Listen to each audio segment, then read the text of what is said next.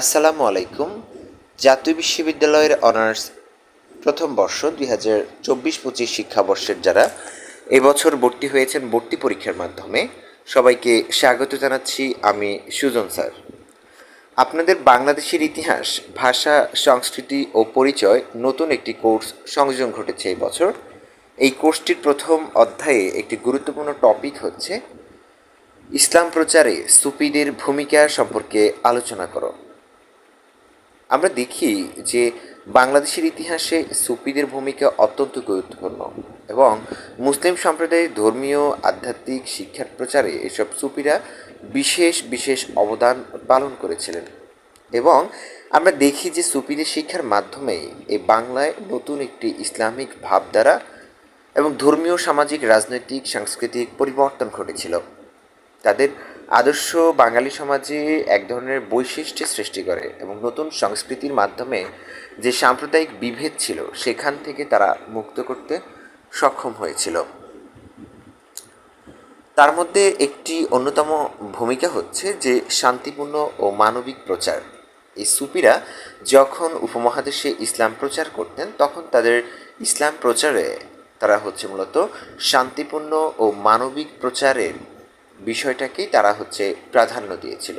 অর্থাৎ তারা কোনো ধরনের বল প্রয়োগ করেননি কিংবা হিংসা করেননি কাউকে ইসলাম ধর্ম প্রচারের ক্ষেত্রে। তারা মূলত হচ্ছে প্রেম, সহমর্মিতা, স্নেহ, ভালোবাসা, সুন্দর ব্যবহারের মাধ্যমে ইসলামকে এই অঞ্চলে প্রচার করেছিলেন। এই জন্যই তারা বলা হয় যে ইসলামকে এভাবে প্রচার করার ক্ষেত্রে সক্ষম হয়েছিলেন বটে।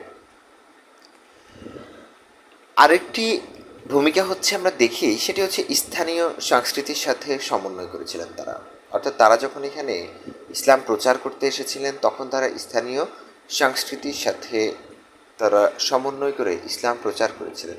এখানকার নৃত্য, উৎসব, রীতির মাধ্যমে তারা হচ্ছে এখানকার রীতিনীতি এবং এখানকার সংস্কৃতির সাথে মিল রেখে ইসলাম প্রচার করেছিলেন। আবার তারা ইসলাম প্রচার করতে গিয়ে হচ্ছে মানবতাবাদী দৃষ্টিভঙ্গির প্রতি গুরুত্ব দিয়েছিলেন। সুফি আদর্শে যে জাত রয়েছে, ধর্মীয় বিভেদ রয়েছে এবং সামাজিক যে অচল অবস্থা ছিল এই ভাঙার প্রতি গুরুত্ব দেওয়া হয়েছিল। তখন এগুলো থেকে বেরিয়ে আসার প্রতি গুরুত্ব দিয়ে মানবতাবাদের প্রতি দৃষ্টিভঙ্গিকে তারা হচ্ছে অত্যন্ত গুরুত্বের সহিত দেখেছিলেন। সুফিরা মানুষের মধ্যে সহমর্মিতা, সমানাধিকার, সামাজিক ন্যায়ের প্রতি উদ্বুদ্ধ করতেন, যা বাঙালি সমাজে নতুন মূল্যবোধের সৃষ্টি করেছিল। এবার আসি আমরা যে ধর্মীয় শিক্ষার সেটির প্রসার সম্পর্কে। সুফি সাধকরা খানকা ও মাদ্রাসা প্রতিষ্ঠা করেছিলেন, যেখানে ধর্মীয় ও আধ্যাত্মিক শিক্ষার পাশাপাশি সামাজিক উন্নয়ন, নৈতিক শিক্ষা এবং আধ্যাত্মিকতার চর্চা হতো। সুফি শিক্ষা কেবল মুসলমানদের জন্য ছিল না, বরং এই সুফি শিক্ষার মাধ্যমে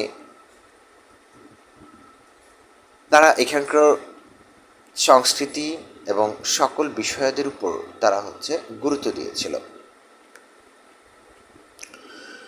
আমরা দেখি যে এর সুফি শিক্ষা প্রচার করতে গিয়ে সুফিদের কিছু ভূমিকা রয়েছে। তার মধ্যে অন্যতম কয়েকজন ব্যক্তিত্ব হলেন শাহ জালাল ছিলেন, শাহ পরাণ ছিলেন, শাহ মখদুম ছিলেন।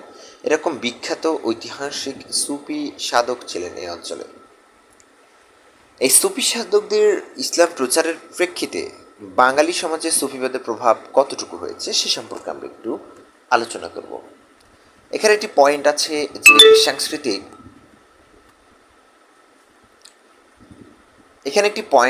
যে সাংস্কৃতিক সুফিবাদ, সাংস্কৃতিক মিশ্রণ, অর্থাৎ সুফিবাদের পরে বাংলা সাহিত্যে, সঙ্গীত ও অন্যান্য সাংস্কৃতিক রীতিতে এক অনন্য প্রভাব ফেলেছে।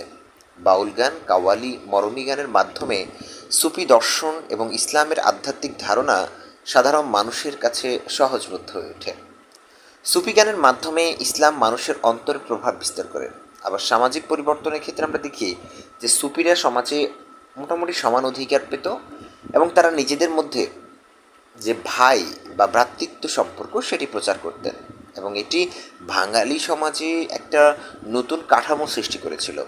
জাতি, ধর্ম, বর্ণ নির্বিশেষে সকল মানুষ একে অপরের সঙ্গে সহাবস্থান বসবাস করার হচ্ছে জন্য শান্তিপূর্ণ পরিস্থিতি তৈরি করেছিলেন এই সুফি সাধকরা। আধ্যাত্মিক চেতনার বিকাশ ঘটেছিল এই সময়ে। সুফিবাদ বাঙালি সমাজে নতুন আধ্যাত্মিক চেতনা সৃষ্টি করেছিল। সাহিত্য, সঙ্গীত, শিল্পকলার মাধ্যমে এই আধ্যাত্মিকতা তারা প্রকাশ করেছিলেন। আবার রাজনৈতিক প্রভাবের ক্ষেত্রে দেখি সুফিবাদের ধর্মীয় এবং আধ্যাত্মিক প্রভাব এবং রাজনৈতিক জীবনে খুবই প্রবলভাবে লক্ষণীয় ছিল। এই সুফিদের পরামর্শ গ্রহণ করেই এখানকার রাজনৈতিক জীবন, শান্তিপূর্ণ অবস্থান প্রতিষ্ঠিত হয়েছিল।